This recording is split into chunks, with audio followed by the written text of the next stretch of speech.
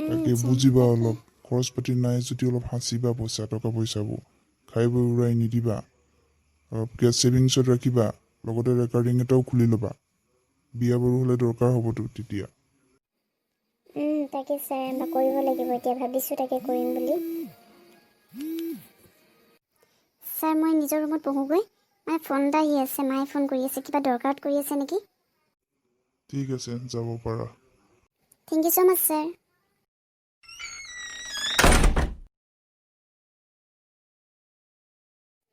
hello' ঐ baby phone কৰিছিলি এই তই ফোন কৰি ভালেই কৰিলি গম পাৱ তুমি বুঢ়াটোৰ লগত ন একদম মাতি নিব কথা পাতি থাকিব এনেকুৱা মোৰতো গৰম হৈ যায় ন ইমান লেকচাৰ মাৰিব পাৰে নহয় পাপা সেয়েহে বৰ জানে একেবাৰে শিক্ষা দিবা জ্ঞান পৰা কি দি থাকিব মোক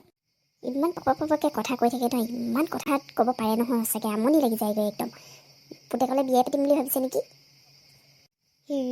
পুতেকটো গৰুৰ মদাহি দৰকাৰ পাইছে মোক তাক পতাবলৈ হ'ব দে বৰ বাদ দে